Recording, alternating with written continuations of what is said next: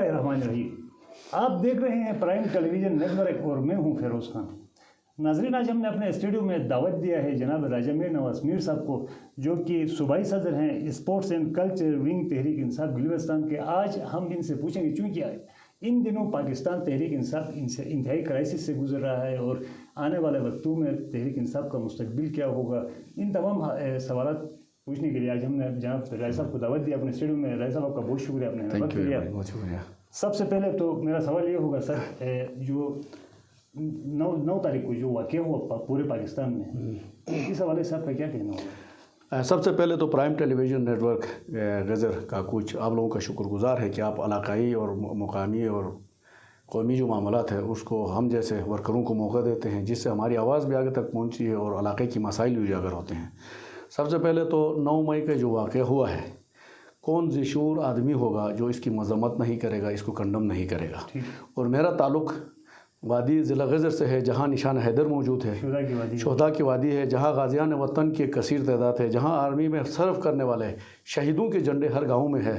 तो हम इस तरह के जो इंतशार तशद्दुद रियासत के ख़िलाफ़ चलाओ गिराओ का जो भी वाक़या है, इसको हम मज़म्मत भी करते हैं और हम मुतालिबा भी करते हैं जो इसमें मुलविस है। हम ये भी नहीं कहेंगे इसमें दहशतगर्द है, साजिश है, कोई और मुलविस है।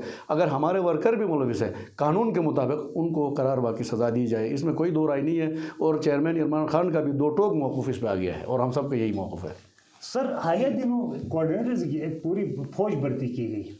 आप एक्टिव कारकुन थे पाकिस्तान तहरीक इंसाफ का, लेकिन आपका नाम उस लिस्ट में कहीं नज़र नहीं आया, इसकी क्या वजह हो सकती है? उसमें सिर्फ मैं नहीं हूँ। कोऑर्डिनेटर्स की जो लिस्ट है, इसमें बहुत सारे गिलगित बल्तिस्तान में कोऑर्डिनेटर्स, बहुत सारे हकीकी कारकुन हैं जिन्होंने पीटीआई के लिए अपनी जवानियाँ, अपना टाइम, अपना वक्त, अपना टैलेंट, अपना सियासी कैरियर दाव पर लगाया। बहुत सारे महरूम हैं। बदकिस्मती ये है कि हालिया जो हमारे सीएम साहब की एक डिग्री का इशू चल रहा है, उसके बाद कुछ जो मामलात है कौमी लेवल पे, गिलगित बल्तिस्तान आपने देखा पूरी सर्दियां हम लोड शेडिंग में रहे, हेल्थ के मसाइल दिगरदगू है, खुराक और गंदम से लेकर तमाम चीज़ें, डेवलपमेंट का जो काम है वो उसका शिकार है।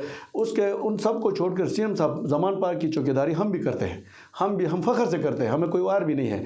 लेकिन सीएम साहब चूँकि एक ज़िम्मेदार ओहदे पर थे, वो बैठ के यहाँ इलाके के लोगों का मसाइल भी हल करते, वहाँ भी करते, लेकिन उसने 100% वहाँ पे जो खदमात दी, जिसकी वजह से ये गिलगित बल्तिस्तान जिसकी भारी जिम्मेदारी थी वो सफ़र हुआ। उसकी वजह से फिर एक डिग्री का जो केस है, ये कौम को समझने के लिए मैं आपको बताता हूँ असल डिग्री का इशू क्या है। सीएम साहब जिस वक्त वकालत की डिग्री एग्जिट जो कंपनी है, जो 2000 गालिबन 18-19 में ये डिक्लेयर हो गई जाली और फ्रॉड की डिग्रियों में, फ्रॉड डिग्री, तो इसके पास जो डिग्री थी पहली वो एग्जिट की डिग्री थी। 2009 या 10 में गालिबन बार काउंसिल में उसी डिग्री के बेस पे इसने वकालत का जो प्रैक्टिसिंग इक्वल जो उसके ज़रिए हायर एजुकेशन से किया, जो भी किया उसमें वो हो गया। लेकिन 2018 में जब वो एग्जिट डिक्लेयर हो गई उसमें, तो उसको वो पहले वाले उसको छुपाने के लिए, हालांकि वो डिग्री जब सीएम साहब ने लिया था उस वक्त न वो कंपनी डिक्लेयर हुई थी, ना इसकी डिग्री जाली थी। अगर वो उसी को मेंटेन रखते तो आज ये बच सकते थे गुड फेथ में।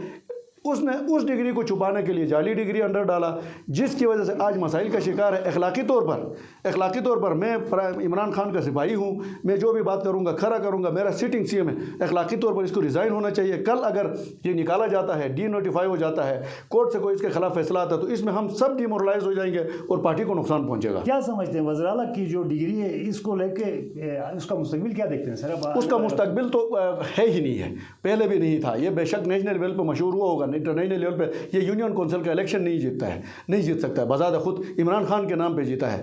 और अभी भी मैं आपको कहता हूँ, अगर ये आ जाए गिलगित बल्तिस्तान के अवाम के अंदर इमरान खान के नाम के बगैर, तो ये यूनियन कौंसिल भी नहीं जीत सकता। उसके बाद पार्टी का खुद साख्ता सदर बन के, एक ही सदर बना है पिछले 2 साल से, न तो तंजीम साजी हो रही है, न हकीकी कारकुनों का अकोमोडेट किया जाता है, न वज़ीर आला हाउस तक एक्सेस है, न डेवलपमेंट के काम से लेकर जो मैंने पहले गिनवाए वो सारे हो रहे हैं। तो मैं मुस्तकबिल तो इसका पार्टी के अंदर भी नहीं देख रहा हूँ, गिलगित बल्तिस्तान की सियासत के अंदर भी नहीं देख रहा हूँ। हाँ, अभी जो आने वाले 1-2 हफ्ते में ये रिजीम चेंज की तरफ हम जा रहे हैं, हमारी इंटरनल پی ٹی آئی کا ہی کوئی وزیر اعلیٰ آئے گا، جب آئے گا تو پھر ہم ڈٹ کے کپتان کے ساتھ تو ہم کھڑے شروع سے ہیں، ہم اس نئے سیٹ اپ کے ساتھ بھی کھڑے ہوں گے اور ان کو مجبور بھی کریں گے۔ ہمیں امید ہے کوئی سیاسی لوگ ہیں پارٹی سے ہٹ کے لوگوں کو کوآرڈینیٹر لیا جس کا پی ٹی آئی سے دور تک بھی تعلق نہیں تھا، لیکن آپ لوگوں نے کوئی آواز نہیں اٹھائی۔ ہم نے آواز بھرپور اٹھائی ہے، اپنے فورمز پہ اٹھائی ہے، میڈیا پہ آپ کے سامنے ابھی اٹھا رہا ہوں۔ میں نے جو سرور خان صاحب سرور شاہ صاحب جو بھی ہے ان کا پی ٹی آئی سے تعلق نہیں تھا، خالد خورشید نے اس کو کوآرڈینیٹر بنایا، تو وجہ کیا تھی؟ اس کی وجہ یہ تھی کہ ابھی جو ڈگری کا ایشو ہوا ہے، پھر عدم اعتماد کا ایک ایشو ہے، وہ بھی سر منڈلا رہا ہے۔ ان سب سے بچنے کے لیے تمام جو بلتستان میں بہت سارے ایم این ایز ہیں جو پی ٹی آئی کے ٹکٹ پہ بھی نہیں آئے، ان لوگوں کی ریکمنڈیشن پہ ان کے بندے لگائے گئے۔ سرور شاہ صاحب کو شاید دیامر سے کسی نے ریکمنڈ کیا ہوگا، اس کو لگایا۔ اسی طرح بہت سارے لوگ ہیں وہ اس لیے لگائے گئے کہ یہ جو ڈوبتے کو سنکے کا سہارا، آخری اس میں یہ سمجھتے ہیں کہ ان کو یہ کوآرڈینیٹر، ایک بات میں بتانا چاہتا ہوں، کوآرڈینیٹرز جی بھی اسمبلی میں عدم اعتماد میں آپ کو بچانے کے لیے ووٹ نہیں دے سکتے۔ یہ نوکری ہے، ملازمت ہے، آدھی تنخواہ پہ ہے، اور ہمارے جو ٹکٹ ہولڈرز ہیں جنہوں نے 5-5 6-6 ہزار ووٹ لے کے عوامی مینڈیٹ کے ساتھ، ان کو آدھی تنخواہ کے بغیر محکمے کے بغیر گاڑی کے خود گارڈ رکھ کے یہ چلتے ہیں، یہ ہماری توہین ہے غیظر کی بھی اور تمام گلگت بلتستان میں پی ٹی آئی کے۔ سوشل میڈیا پہ چل رہا ہے غیظر کے حلقہ 2 سے کوئی ایک آدھا بندوں کو کوآرڈینیٹر لیا جا رہا ہے، تو کیا سمجھتے ہیں کس کو لینے کے زیادہ امکانات آپ کو نظر آ رہے ہیں؟ یہ تو پہلے نذیر صاحب ایک اچھے کریکٹر کے مالک ہے۔ یہ شروع میں جب یہ کوآرڈینیٹرز لے رہے تھے، میری اطلاعات ہے کہ انہوں نے اس کی شدید مخالفت کی تھی کہ اس سے وجہ کیا ہو سکتی ہے؟ کیوں؟ اس کی وجہ اس لیے کہ یہ جو خود ساختہ کوآرڈینیٹرز لیں گے، اس سے پارٹی اس وقت مشکل میں ہے، پارٹی میں انتشار آ سکتا ہے، کارکن ناراض ہو سکتے ہیں، ہم اور زیادہ مشکل میں پھنس سکتے ہیں۔ اور وہی ہوا اس نوٹیفیکیشن کے بعد تمام سینئر کارکنان، بانی کارکنان، جس میں ظاہر الدین بابر ہے، عاصم ہے، شاہد ہے، دوسرے وہ ہے، سب نے متفقہ طور پر ایک اپنی ہی حکومت کے خلاف آواز اٹھائی، جس سے یقیناً پارٹی کمزور ہوگی۔ اس لیے نذیر ایڈوکیٹ نے یہاں سے کوئی ریکمنڈ نہیں کیا تھا۔ لاسٹ میری اطلاعات ہے کل تک بھی نذیر ایڈوکیٹ کو مجبور کیا جا رہا تھا کہ آپ کوئی نام ریکمنڈ کریں، جس کے لیے نذیر صاحب نے کوئی 3 نام کا ڈیمانڈ کیا ہے، وہ لوگ فی الحال ایک کرنے کا وہ کرے۔ تو میری ذاتی ریکویسٹ آپ کے وساطت سے بھی ہے، نذیر صاحب سے میری ذاتی بھی تعلق ہے کہ وہ فنڈر سائٹ کو پریفر کر رہے ہیں، اپر جو سائٹ ہے فنڈر گوبس سائٹ سے، وہاں سے شاید کوئی 1-2 کوآرڈینیٹرز متوقع ہے، یہ میری اطلاعات ہے۔ سر ہماری اطلاعات کے مطابق سابقہ جو کوآرڈینیٹرز ہیں وہ یہاں کے پی ڈبلیو کے ٹھیکوں میں جا کے انوالو ہو رہے ہیں، آپ کو اس حوالے سے کوئی انفارمیشن ہے؟ اگر ہے تو آپ لوگ خاموش کیوں ہیں؟ نہیں، ہم خاموش نہیں ہیں، ہمارے تو بہت سارے کارکنوں نے، ہم نے سوشل میڈیا پہ بھی آواز اٹھائی، اور ہماری پارٹی کا یہ منشور نہیں ہے۔ ہم تو اس ملک میں قانون کی حکمرانی چاہتے ہیں، میرٹ پہ تمام اس کی بات کرتے ہیں۔ تو اس میں اگر ایسا کوئی ملوث ہے تو انتہائی بدقسمتی ہے، یہی تو مسئلہ ہے۔ اگر ہمارا سی ایم صاحب صحیح میرٹ پہ کام کرتے تو ان لوگوں کا احتساب ہوتا۔ ہمارے پاس یہ بھی اطلاعات ہے کہ اوپر لیول پہ بھی بڑے بڑے ٹھیکے جو ہے نا تقسیم ہو رہے، یہ اطلاعات ہے۔ تو یہ ہماری بدقسمتی ہے، ہم جس نعرے کے ساتھ آئے تھے اگر اس نعرے کی نفی ہو رہی ہے تو ہم آپ کے ساتھ مل کے مذمت بھی کرتے ہیں، اور ہمیں اگر پتہ چلا تو ان کے خلاف انشاءاللہ ہم مزاحمت بھی کریں گے۔ آپ سینئر پاکستان تحریک انصاف کے سینئر کارکن ہیں، تو آنے والے وقتوں میں پاکستان تحریک انصاف کا مستقبل کیا دیکھتے ہیں؟ پاکستان تحریک انصاف ابھی جو ہے نا سنجیدگی سے سیاست کرے گی۔ یہ جو مشکل وقت سے جو نکلیں گے، اصلی اور نسلی لوگ ابھی بچ جائیں گے پارٹی میں۔ وہ جو آئے تھے فصلی بٹیرے، ڈپوٹیشن پہ، کسی کی ریکمنڈیشن پہ، یا کوئی واردات کرنے، وارداتیوں کے لیے اب مشکل حالات فیس کرنا مشکل ہو گئے، تو انہوں نے اڑان بھرنا شروع کی۔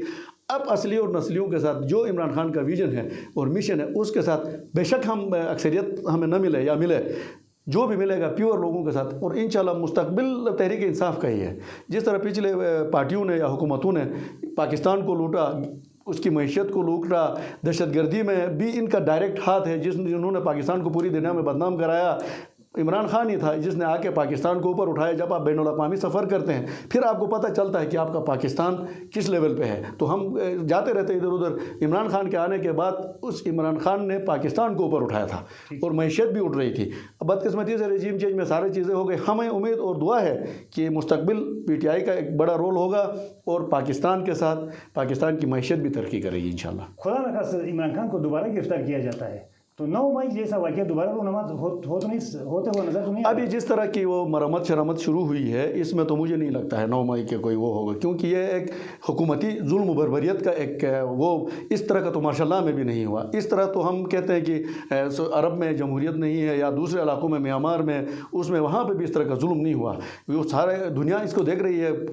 حکومت پاکستان، اسٹیٹ آف پاکستان بین الاقوامی کنونشنز کا سگنیٹری ہے، جس میں ہیومن رائٹس کو یقینی بنانا، جمہوری اداروں کو مضبوط بنانا، چائلڈ رائٹ سے لے کر بہت سارے کنونشنز کا سگنیٹری ہے. اس کا حکومت پاکستان اس کا پابند ہے کہ اس کی وہ کرے. لیکن یہ جو حالات ابھی پیدا کیے گئے ہیں کسی ایک جماعت کو ایلیمنیٹ کرنے کے لیے، جس طرح کا ظلم، اس کا ریفلیکٹ پاکستان پہلے گرے لسٹ میں کیوں رہا FATF میں؟ ان کی وجہ سے کہ یہاں پہ ناانصافی ہے، قانون رول آف لا نہیں ہے، یہاں پہ لوگوں کو دیوار سے لگایا جاتا ہے، یہاں پہ قبضے ہے، یہاں پہ قبضہ یہ اسٹیبلشمنٹ کو، یہ صرف اسٹیبلشمنٹ قبضہ گروپ نہیں ہے. یہاں پہ جس کے پاس اختیار ہوتا ہے وہ قبضے کی کوشش کرتا ہے، وہ لوٹ مار کی کوشش کرتا ہے، وہ زیادتی ظلم و بربریت کی کوشش کرتا ہے. تو یہ نظام جب تک ٹھیک نہیں ہوگا، انصاف کا نظام صحیح نہیں ہوگا، پاکستان بین الاقوامی طور پر مشکلات کا شکار رہے گا. تو ہماری آپ کی وساطت سے، ریاستی اداروں سے، پاکستان کی حکومت سے کہ آپ یہ ظلم، یہ ساری چیزیں ریکارڈ پہ آ رہی ہے. یہ ہیومن رائٹس کمیشن کا بھی وہ بن رہا ہے، بین الاقوامی اقوام متحدہ سے لے کر آپ کے نیٹو پیٹو سارے جو جتنے بھی ہیں وہ ساری اس چیز کو نوٹس کر رہے ہیں. اس کا